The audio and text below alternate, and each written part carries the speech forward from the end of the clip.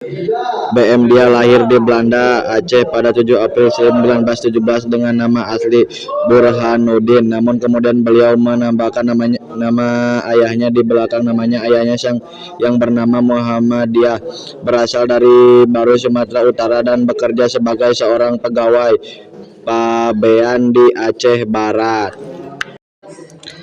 Pada saat Soekarno, Muhammad Hatta, dan Ahmad Subarjo menyusun draft proklamasi BM Dia, para aktivis dan para pemuda lain menunggu di ruang tengah rumah Laksamana Media. Kemudian ketika draft tersebut telah disetujui para wakil pemuda dan anggota PPKI yang hadir,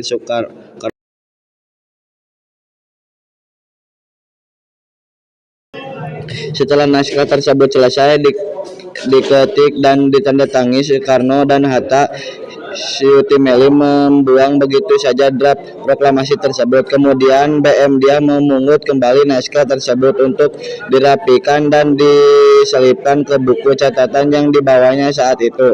Naskah tersebut kemudian dikantongi pada tanggal 16 Agustus 1945 malam. Burhanuddin Muhammadiyah menjadi saksi saat pertemuan tokoh-tokoh PPKI dan Soekarno-Hatta digelar di kediaman Laksamana Tadasi Maedi.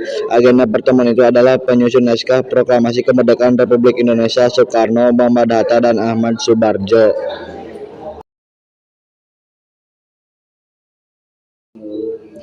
Menyusun draft proklamasi. Adapun BM Dia, para aktivis dan para pemuda lain menunggu di ruang tengah rumah Laksamana Maedi. Kemudian ketika draft tersebut telah disetujui para wakil pemuda dan anggota PPKI yang hadir, Soekarno meminta Syuuti Meli untuk mengetik naskah tersebut.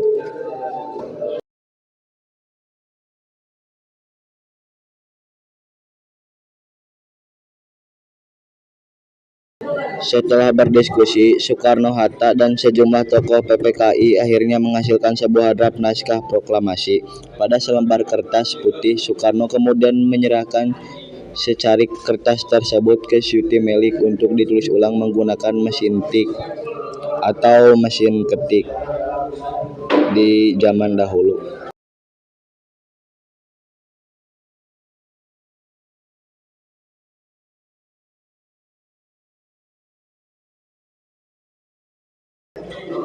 Ditandatangani Soekarno dan Hatta, Syuuti Meli membuang begitu saja draft proklamasi tersebut ke tempat sampah.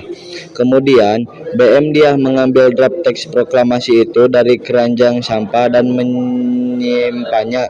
Ternyata apa yang dilakukan BM Dia menjadi kunci bagi kelengkapan arsip tentang proklamasi.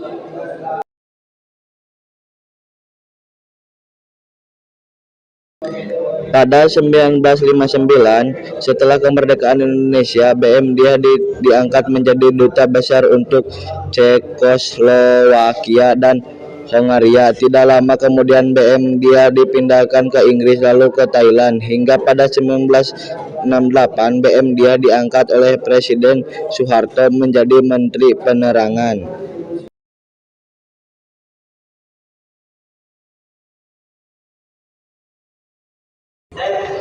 BM Dia juga pernah diangkat menjadi anggota DPR dan kemudian anggota DPA. BM Dia menghembuskan napas terakhirnya di Jakarta 10 Juni 1996 dan dimakamkan di Taman Makam Pahlawan Kalibata.